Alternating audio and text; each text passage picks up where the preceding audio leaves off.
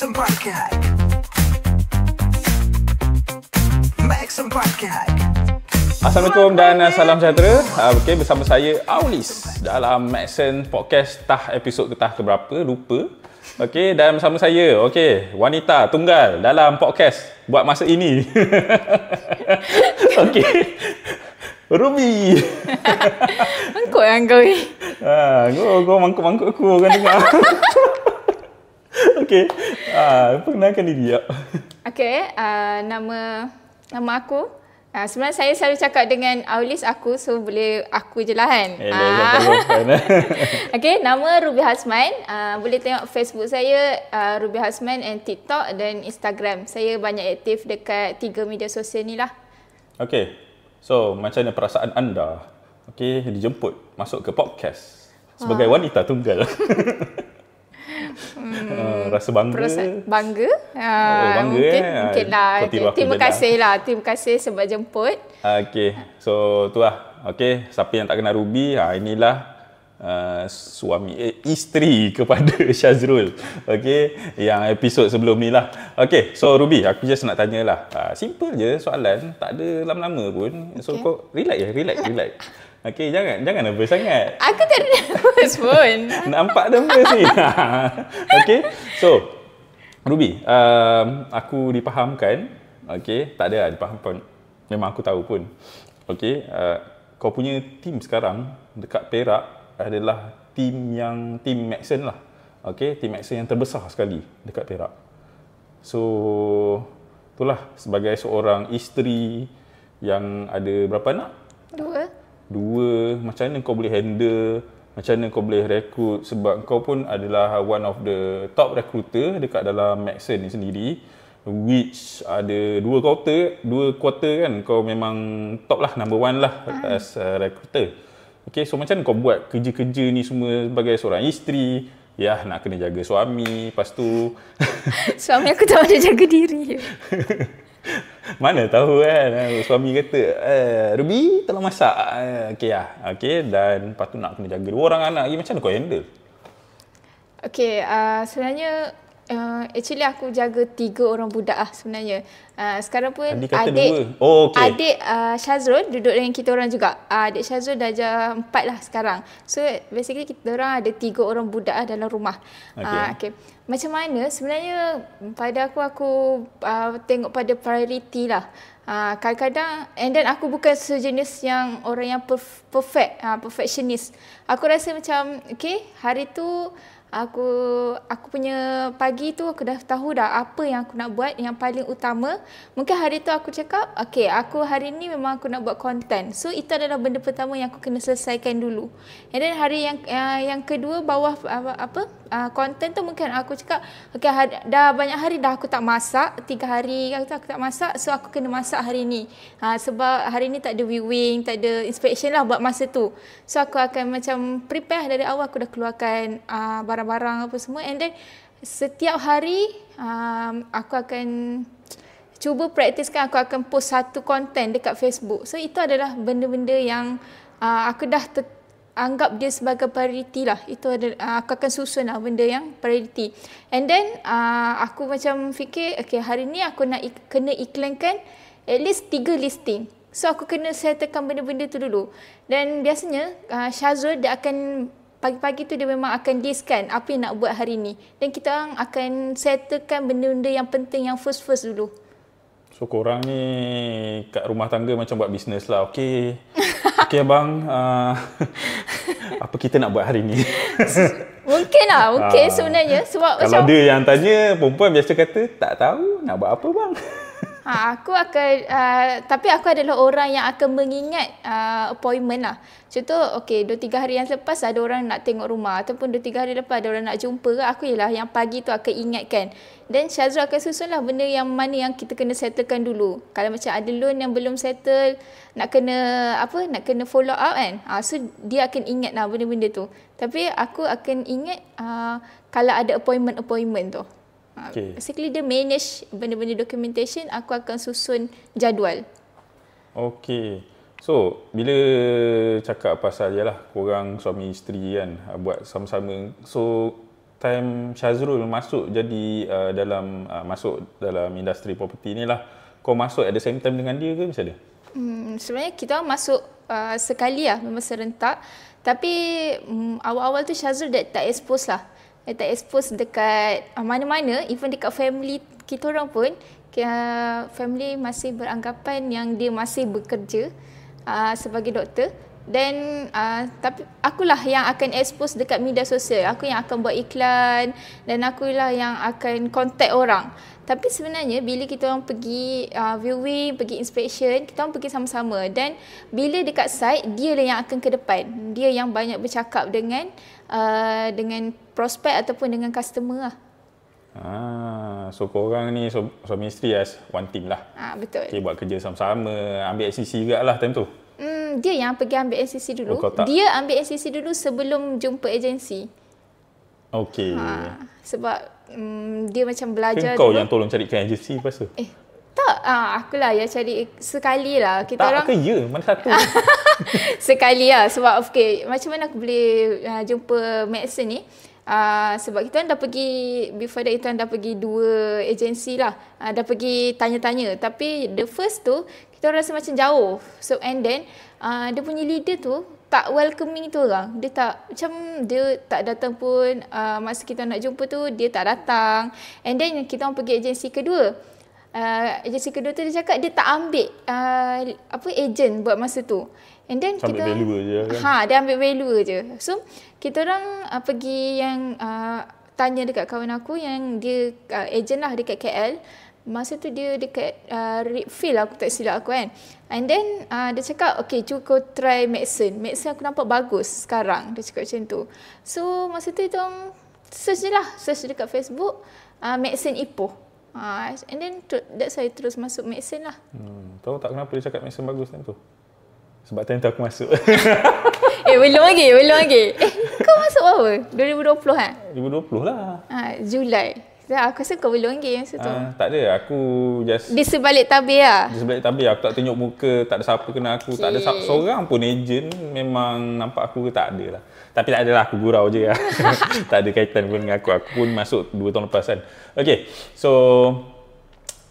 itulah bila tadi aku cakap dengan kau sebagai number 1 recruiter dekat dalam Maxon ni. Okay, for 2 quarter berturut-turut. Quarter 3, quarter 4 apa jadi? Quarter 2 dengan quarter 4 yang aku dapat. Quarter 1 dengan 3 tak? Okey lah. Sebagai seorang top recruiter lah. Okey. Macam mana sebenarnya kau rekrut? Sebab ramai orang yang ialah dalam Maxon sendiri ataupun even agensi dekat luar sana pun agresif buat rekrutmen. So itulah, mana tahu kau boleh share sikit ke macam mana cara kau buat rekrutmen. Okey, sebenarnya ejen-ejen yang baru aku punya team tak ramai experience ejen. Mostly semua memang newbie. Bermula dari newbie. Bermula dari orang-orang baru yang memang tak ada knowledge. So kita orang memang ajar dia memang daripada zero sampailah dia orang boleh jual apa semua. Dan alhamdulillah setakat ni kita orang punya team macam masih stay. Rasanya ada 2 orang je yang keluar daripada yang pernah berdaftar di bawah kita orang. Yang lain semua masih stay di bawah kita orang. And sebenarnya orang-orang yang baru ni dia lagi senang lah nak ajar ikut acuan kita sendiri. Okay, so sekejap. Sebelum kau start rekrut tu, kau dengan Syazrul dah berapa lama buat property ni? Kita orang start memang aktif rekrut 2023 lah. Okay, before that dalam 2 tahun lah kita orang dalam industri. Tapi kita orang tak fokus on recruitment sebab kita orang tak faham kenapa orang nak rekrut. And then kita orang tak faham sistem. And kita orang tak tahu macam mana nak mula dan tak tahu apa perlu kita orang buat selepas tu. Macam bila leader cakap rekrut, tapi kita tak tahu sebab apa kena rekrut tu kan. And then ada orang keluar pula. Sorry lah. Aduh, siapa ni? Allah. Okay. Lepas tu masa 2023, masa tu Maxon ada leaders camp something macam tu kan. So masa tu baru kita orang jumpa leader-leader yang lain and then kita orang fahamkan structure macam apa Maxon and apa yang kita boleh dapat apa semua. So dari situlah kita orang start rekrut yang lebih serius. And then kita orang sebenarnya banyak rekrut kalau ikutlah orang-orang yang menjadi ni mostly daripada organik lah, daripada post-post konten yang dekat Facebook. So dia berminat dengan apa yang aku kongsikan dekat dalam Facebook tu, and then dia akan approach lah untuk join. And then kalau macam yang ramai-ramai, kalau masa seminar je lah kita orang ada buat TikTok ads macam tu lah. Kau main juga TikTok ads. Google ads tak main? Google ads mahal. Mahal ke tak pandai kan? Tak apa. Orang kata tak pandai boleh belajar kan. Betul. Belum try belum tahu. Okey. Tak adalah, aku okey je. Mana-mana platform kan bagi aku semua okey. Facebook, TikTok. So mungkin target market lain-lain je lah kan. Mungkin kat Facebook kita dapat orang yang scan. TikTok kita dapat scan. Kalau Google biasanya orang kata yang betul-betul committed ataupun paling ngam lah. Lebih berkualiti lah. Yes, lebih kualiti lah ayat dia yang aku nak cakap. Thank you. Okay, so mungkin lah ada orang tanya juga, bila kau buat konten, which aku pun tengok juga kau punya Facebook tu semua, kadang-kadang konten kau tu, yes, dia tak adalah related sangat to property. Kadang-kadang tu related to property, kadang-kadang tu tak. So macam mana kau dapatkan idea untuk tulis? Ya, sebab kau tulis posting pun panjang-panjang, tak adalah sikit-sikit. Tapi bila aku tengok, okey, beratus share. Ada beratus share, beratus komen. So benda-benda yang kau post ni ilham ke, datang secara tiba-tiba ke? Ataupun memang kau plan ke? Kau merancang, menipu ke? Aku tak tahu. Aku nak tanya kan. Okay, aku sebenarnya memang suka menulis daripada sekolah, bukan daripada kecil lah, daripada sekolah menengah. Aku buat blog kan dulu kan. Dajah lah. Taklah tingkatan kan dulu ada blogger, blogspot.com apa benda tu kan. MySpace pun main lah. MySpace kena tulis pendek-pendek. Macam faham tak? Dia macam tak kena yang jiwa. Dia macam tak lah. So aku memang suka menulis lah. And then sebenarnya aku percaya macam aku seorang yang introvert tau. Macam aku tak, kecuali dengan orang yang aku kenal lah. Kalau orang yang aku tak kenal, aku memang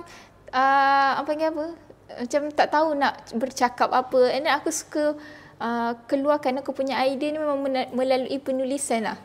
Even kalau kau tengok aku punya video pun sekarang baru okey. Dulu memang aku pun annoyed lah tengok aku di video as a macam orang yang bergerak, yang bercakap lah.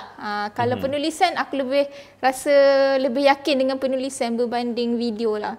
So aku dapat idea, sebenarnya kan kalau kita menulis melalui pengalaman, dia lagi rasa lebih senang. Macam kita cerita pengalaman kita sendirilah. And then daripada kita selalu dah menulis, kita tahu dah macam mana nak buat ayat tu. And then yang kedua aku selalu buat, contoh aku tengok satu-satu post ke apa kan, aku suka save tau sebenarnya. Itu adalah rahsia lah juga.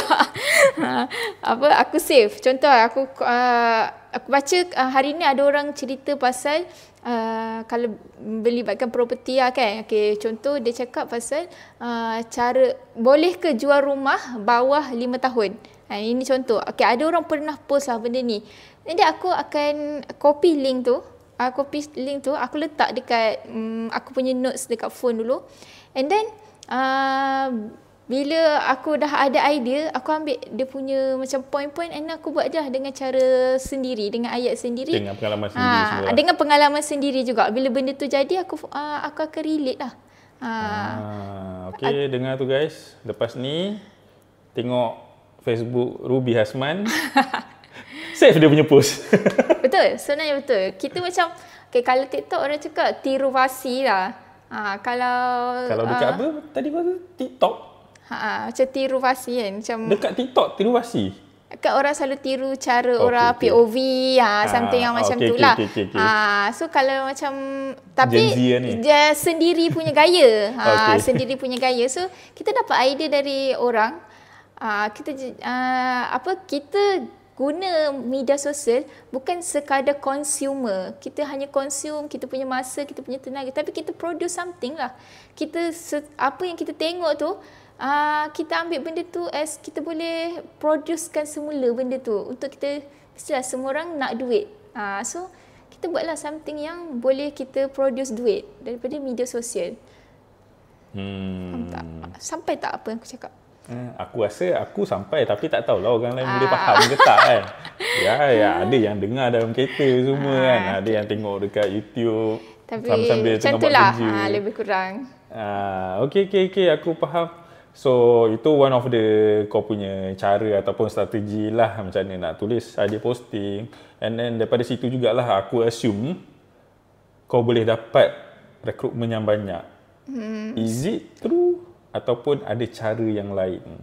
Betul lah, sebenarnya orang yang datang organik daripada kita punya Facebook, sebab orang ni dia dah tengok kita lama, daripada dia start follow kita, and then dia tengok kita punya journey, kita punya post, apa aktiviti-aktiviti kita, and then dia akan approach lah untuk join sebagai agent. So, maksudnya kau ada fan kau sendirilah. Mungkin. Oi, belagak pula. Aku tweet sikit je. Okay, keluar dia punya ego tu. Okay, so kiranya aku ada fanpage sendirilah kan. Tak adalah, aku tak rasa ada pun. Dia cuma aku rasa orang-orang, sebab aku pernah try kan, kalau aku cerita pasal benda lain sikit, maksudnya follow-follow aku ni, dia suka berkaitan dengan hartanah tau. Kalau aku cerita benda yang lain sikit, tips jaga, contoh aku buat tips jaga anak kan, aku rasa tak ramai pun orang yang share. Kiranya kau punya golongan aku menarik orang-orang yang hartanah sahaja. Sebab aku assume kau daripada starting buat masuk property ni memang kau cerita banyak pasal hartanah. Betul. Lah. Yalah, sebab no wonder lah. Sebab melalui itulah aku nak generate duit sebenarnya. Bukanlah aku nak macam nak famous sangat kan. Tapi sebab nak dapatkan duit. So kita kena plan lah. Contoh kan, kalau aku nak rekrutmen hujung bulan tu, aku dah start dah daripada satu hari bulan tu, aku dah start dah buat post berkaitan team. So itu adalah plan lah. Sebab at last sebenarnya aku nak orang join aku. So kalau aku nak cari owner, aku akan cerita tentang macam mana nak jual rumah, apa yang jadi dengan owner. Sebab sebenarnya aku punya end dia adalah aku nak ada owner yang contact aku untuk jual rumah dia. So buat posting, lepas tu strategi dia, plan, dapat duit. Lepas tu aku dengar cerita lah, kau sponsor PIBG terbesar. Oi, siap. Apa, potong ni potong ribbon Benda lah kau. Janganlah. Aku tanya ni, betul ke? Tak ada. Itu sekolah rendah aku lah.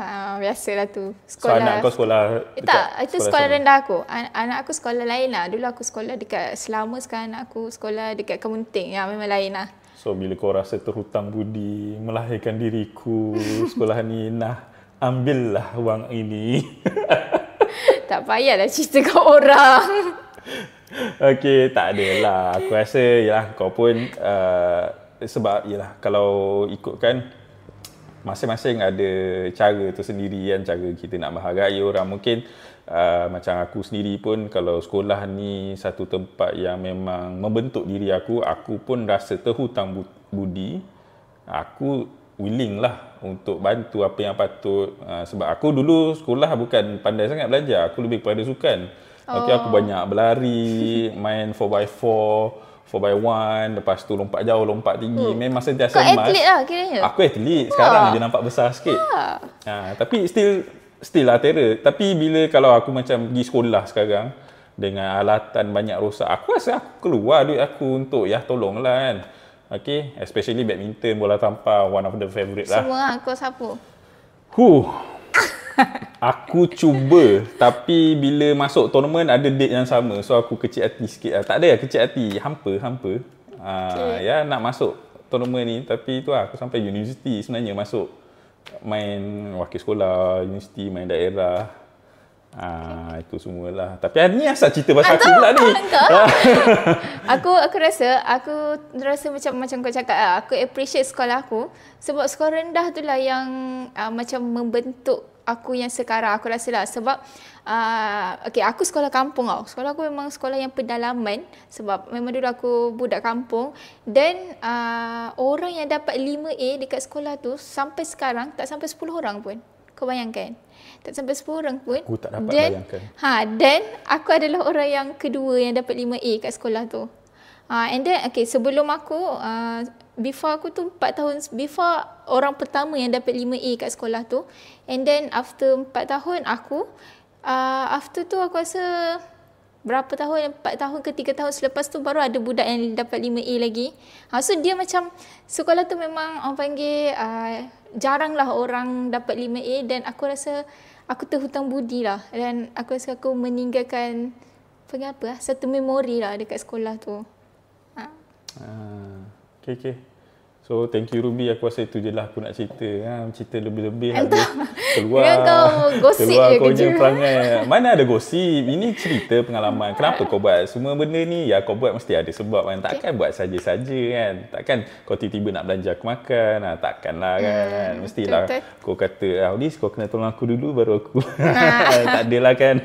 Okay, so thank you Ruby for coming daripada Perak dengan Syazrul tu semua. I really appreciate it. So for you guys yang dengar podcast ni, okay, so inilah Ruby, seorang wanita yang bagi aku lah, okay, yang very hardworking woman, okay. Dan kalau korang nak belajar macam mana dia posting semua, boleh save post dia dekat Facebook je tak ada Instagram, TikTok tak ada main lah. TikTok je, Facebook dengan TikTok lah. TikTok lebih pada video lah, Facebook penulisan lah. Okay, so jangan lupa follow dia. Okay, dan jumpa anda di next episode. Maxim Podcast. Maxim Podcast. Like with you. Maxim Podcast.